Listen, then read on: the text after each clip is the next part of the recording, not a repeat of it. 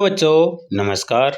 आज के इस वीडियो में हम पढ़ेंगे कक्षा 4 पर्यावरण अध्ययन पाठ 10 पानी और हम। पिछले अध्याय में भी हम पानी के बारे में पढ़े थे। इस अध्याय में हम पानी के उपयोगों के बारे में पढ़ेंगे। ठीक है, तो आप इस वीडियो को देखने से पहले चैनल को सब्सक्राइब जरूर कर लें, वीडियो को लाइक करें, अपने दोस्तों के साथ शेयर करें। चलिए शुरू करते हैं। पानी का उपयोग। पिछली कक्षा में आपने अपने घर पर पानी के उपयोग जैसे नहाने, कपड़े धोने, पीने, खाना पकाने, पौधों को पिलाने आदि के बारे में चर्चा की है। हम सभी कामों के अलावा पानी के और भी कई उपयोग होते हैं, जैसे कारखानों में, होटलों में, भवन बनाने में, गाड़ियां धोने में, पंचर वाले की दुकान पर आदि। चर्चा कीजिए और लिखिए आपने किन किन काम धंधों में पानी का उपयोग देखा है, सूची बनाइए। तो इसमें आप जहाँ जहाँ पर पानी का उपयोग देखते हैं उस सबको लिख सकते हो, जैसे सिंचाई में, पशुपालन में, उसके अलावा खाना बनाने में, उद्योगों में, मार्केट में। आप जहाँ जहाँ पर इसका उपयोग देखते हो आप अपने अनुसार लिख सकते हो। स्कूल कॉलेजों में जहाँ पर बड़ी संख्या में लोग मौजूद रहते हैं, ऑफिसों में, सब जगह पानी का उपयोग होता है, तो आप लिख सकते हो इसको आसानी से। इन कार्यों के लिए पानी कहाँ से आता है? तो सीधा सा उत्तर है, इन सभी के लिए पानी या तो भूमि के अंदर से ट्यूबवेलों के द्वारा निकाला जाता है, नदियों या तालाबों से पानी को लिया जाता है। आपके गांव या शहर के आसपास कोई नदी या तालाब है, इनके नाम पता करके लिखिए। तो ये आप अपने अनुसार लिख सकते हो। क्या इनमें से साल भर पानी रहता है और किस मौसम में पानी कम और किस मौसम में अधिक रहता है? देखिए, कुछ तालाब जो वर्ष भर भरे रहते हैं उनमें तो पानी रहता है, लेकिन कुछ में सिर्फ बरसात के दिनों में ही पानी रहता है। बरसात के दिनों में पानी ज़्यादा रहता है और बाकी मौसम में किसी किसी में कम रहता है और किसी किसी में बिल्कुल ही सूख जाता है। क्या आपने ऐसे स्थानों के नाम सुने हैं जहाँ के पानी को पवित्र मानते हैं और वहाँ से पानी लेकर आते हैं? कॉपी में तालिका बनाइए। जैसे हम राजस्थान की बात करें तो राजस्थान में पुष्कर का जो पवित्र ब्रह्म सरोवर है उसका पानी पवित्र माना जाता है। उसके अलावा गंगा नदी का पानी पवित्र माना जाता है और कुछ पवित्र तीर्थ स्थलों का पानी पवित्र मानते हैं, जिन्हें लोग भरकर लेकर आते हैं और अपने घरों में रखते हैं। ठीक है, जैसे यहाँ पर हरिद्वार है, उसका गंगा जल है, तो यहाँ पर आप इस तालिका को भर सकते हो। इस पवित्र जल का उपयोग किस किस अवसर पर करते हैं? तो ज़्यादातर इस पवित्र जल का उपयोग पूजा के लिए किया जाता है। विभिन्न तीज त्योहारों और रीति रिवाजों की सूची बनाइए जो पानी के स्रोत के पास मनाए जाते हैं, जैसे तीज है। ठीक है, उसके अलावा गणगौर है, उसके अलावा छठ पूजा जो बिहार में मनाई जाती है, गणेश चतुर्थी जिसमें गणेश जी का विसर्जन किया जाता है। उसके अलावा और भी बहुत सारे त्यौहार हैं जिसमें हम नदी तालाबों में नहाकर मंदिरों में दर्शन करते हैं। अपने गांव के आसपास के मेलों, उत्सव या गतिविधियों के बारे में लिखिए जो पानी के स्रोत के पास ही होती है। तो ये इसको आप अपने अनुसार लिख सकते हो। ये अलग अलग जगह घटनाएं अलग अलग होती हैं। पानी का बहना। प्लास्टिक के एक स्केल पर पानी कुछ बूंदे डालिए और स्केल के एक सिरे को थोड़ा ऊपर उठाइए। देखिए पानी किस तरफ जा रहा है। देखिए कि क्या करने से पानी की बूंदें स्केल पर धीमे या तेज बह सकती हैं।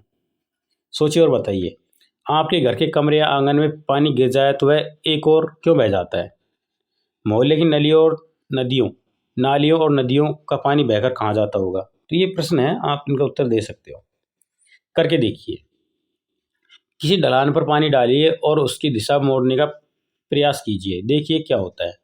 जैसे आपके घर के आसपास नालियों का पानी जमीन पर ढलान की ओर बहता है और आगे जाकर किसी जल स्रोत में मिल जाता है या किसी गड्ढे में जाकर एकत्र हो जाता है, उसी तरह नदियों का पानी भी बड़ी नदियों में मिलकर आगे जाकर झीलों या समुद्र में एकत्र हो जाता है। यह भारत का मानचित्र है, ऊपर जो दिखाई दिया था। मानचित्र में नीले रंग की रेखाएं नदियों के बहाव क्षेत्र को दिखाती है। बड़े क्षेत्र में फैला नीला रंग समुद्र को दिखाता है, इस तरह से। ठीक है, ये जो हरे कलर की जो दिख रही है नदियां हैं और जो नीचे गहरा नीला कलर है ये दिखा रहा है समुद्र को।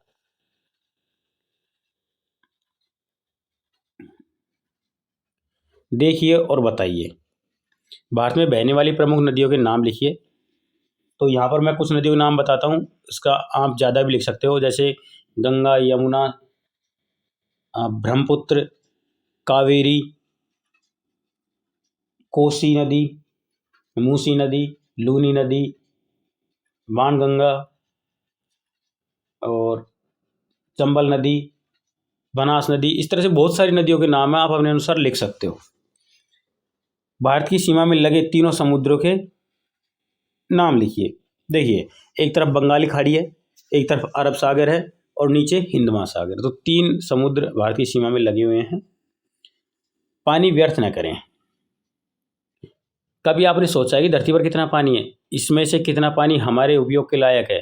यदि धरती के पूरे पानी को एक बाल्टी के बराबर माने तो एक छोटा चम्मच भर पानी हमारे पीने योग्य उपलब्ध है। इस पानी को व्यर्थ खर्च नहीं करना चाहिए, हमें इस पानी का महत्व समझना चाहिए और इसे बचा कर रखना चाहिए। करके देखिए। आधा लीटर वाली प्लास्टिक की बोतल लेकर कहीं टपकते हुए नल के नीचे रखिए और समय नोट कीजिए। यह बोतल कितने समय में भर जाती है? माना कि आधा लीटर पानी आधे घंटे में बहा तो पूरे 24 घंटों में कितने लीटर पानी बेकार गया? इसका उत्तर होगा 24 लीटर पानी। चर्चा कीजिए। आपके घर, स्कूल, सड़क आसपास कहाँ कहाँ नल से पानी टपकता है? तो ये आप देख कर बता सकते हैं। अपने आसपास कहाँ कहाँ नल खुला हुआ देखा है? तो आपको जहाँ पर खुला नल दिखता है आप उसे बंद कर दीजिए।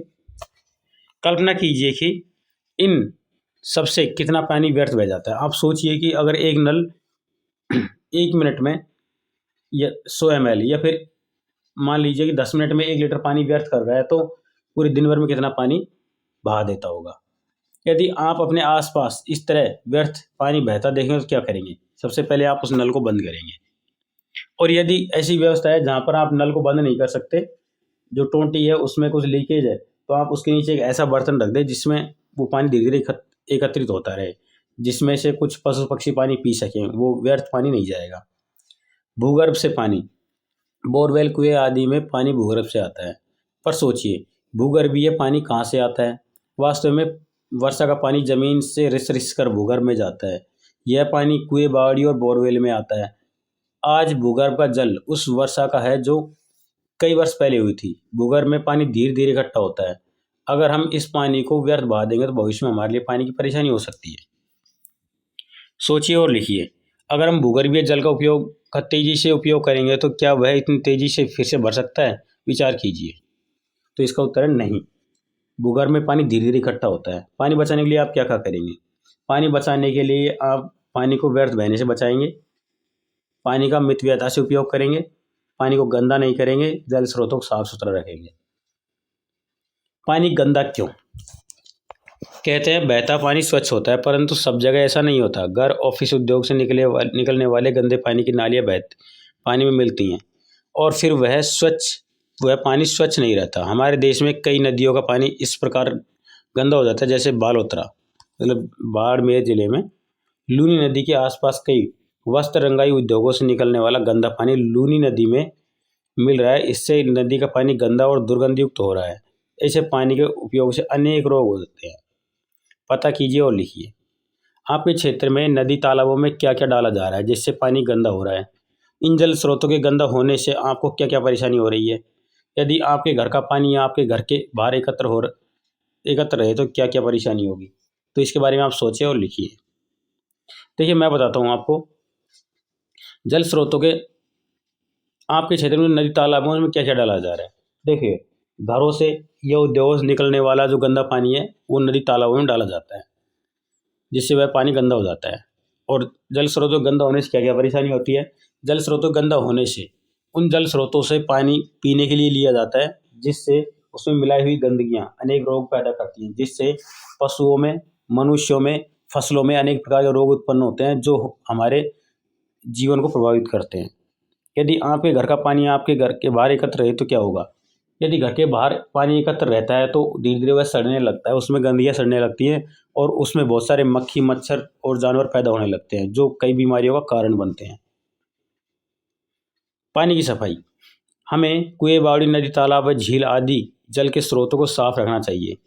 भारत सरकार ने नमामि गंगे नामक समेकित गंगा संरक्षण कार्यक्रम प्रारंभ किया है। इसमें गंगा नदी के किनारे रहने वाले लोगों को इस कार्यक्रम में शामिल किया जाएगा, जिससे अच्छे और स्थायी परिणाम प्राप्त होंगे। गंगा स्वच्छ और निर्मल होगी। नमामि गंगे, ये नमामि गंगे की जो बनारस का जो गंगा घाट है उसकी एक फ़ोटो है, बहुत सुंदर फ़ोटो है। यह भी कीजिए। 5 प्लास्टिक के डिब्बों के तले में छोटे छोटे कई छेद बना दीजिए। इन्हें चित्रानुसार एक के ऊपर एक रखिए। सबसे नीचे बिना छेद वाला खाली डिब्बा रखिए। नीचे से ऊपर डिब्बे में क्रमशः रेत, बजरी, छोटे कंकड़, पत्थर, कोयले के टुकड़े भरिए। सबसे ऊपर डिब्बे में गंदा पानी डालिए। सबसे नीचे के डिब्बे में आए पानी को देखिए और बताइए, पहले के गंदे पानी और इस पानी में क्या अंतर है? क्या यह पीने लायक है? इस पानी में सूक्ष्म जीव हो सकते हैं जो हमें बीमार कर सकते हैं। इसे पीने योग्य बनाने के लिए आवश्यकता अनुसार क्लोरीन की गोलियां मिलानी चाहिए। पता कीजिए और लिखिए, नल में आने वाले पानी को वितरण से पहले साफ कैसे करते हैं? देखिए मैं बताता हूँ पानी को साफ कैसे किया जाता है।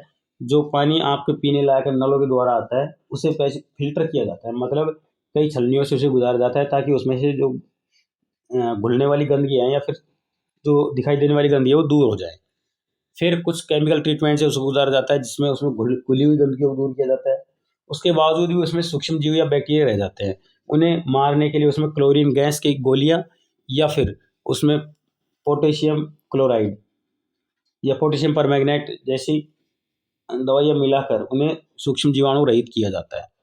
उसके बाद में इन्हें घरों में काम में लेने के लिए भेजा जाता है। पुराने समय में जब पानी बोतल में नहीं भेजा जाता था तब यात्री पानी कहाँ से पीते थे? उस समय पानी नल से पीते थे। उस समय नल का पानी इतना साफ आता था क्योंकि लोग गंदगियाँ नहीं फैलाते थे, इसलिए पानी कहीं से भी पी सकते थे। आजकल जनसंख्या अधिक होने के कारण पीने के पानी में गंदगी अधिक आती है, इसलिए उस गंदगी को साफ करके बोतलों में भरा जाता है और वह बोतल हर जगह पर बिकने के लिए अवेलेबल रहती है। पुराने समय में और आज भी कई लोग राहगीरों को पानी पिलाते हैं। हमारी भारतीय संस्कृति में प्यासे को पानी पिलाना मनुष्य पुण्य का काम माना गया है, इसलिए यात्रियों के लिए विभिन्न स्थानों पर पानी की प्याऊ लगाते हैं। आपने अपने आसपास कहाँ कहाँ प्याऊ देखे हैं? देखिए इसका उत्तर तो आप ये दे सकते हैं, आपके घरों के आसपास जो बस स्टैंड है, रेलवे स्टेशन है, वहाँ पर पानी की प्याऊ आपको देखने को मिलेगी। पता कीजिए कौन लोग प्याऊ लगाते हैं और क्यों। देखिए गांव के जो लोग कुछ धर्म कार्य करते हैं वो प्याऊ लगाते हैं। हमने सीखा, इस पाठ में हमने क्या क्या सीखा? पानी का अनेक काम धंधों में उपयोग होता है। हमें पानी व्यर्थ नहीं बहाना चाहिए। पानी हमेशा ढलान की ओर बहता है। हमें जल स्रोतों को साफ रखना चाहिए। जाना समझा, अब बताइए आपने बहता पानी कहाँ कहाँ देखा? देखो बहता पानी नदियों, झरनों आदि में बहता हुआ पानी देखा जा सकता है, या फिर नालियों में भी आप बहता हुआ पानी देख सकते हो। पानी व्यर्थ क्यों नहीं बहाना चाहिए? क्योंकि इस पृथ्वी पर पीने लायक पानी की मात्रा बहुत कम है। उसे व्यर्थ बहाने पर हमें भविष्य में पानी की कमी देखने को मिल सकती है। पानी मैला कैसे हो जाता है? यदि पानी में घरों से, कारखानों से निकली हुई गंदगी को मिला देंगे तो पानी मैला हो जाता है। पानी को साफ कैसे रखें? पानी के अंदर गंदगियों को न मिलाएं और उन्हें मिलने से रोकें। यदि ऐसा करेंगे तो पानी साफ रह सकता है।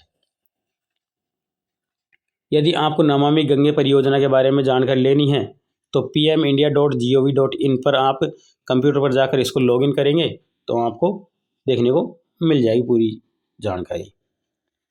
व्यर्थ ना बहाओ पानी, बूंद बूंद बचाओ पानी, स्वच्छ निर्मल बनाओ पानी, जीवन का आधार है पानी।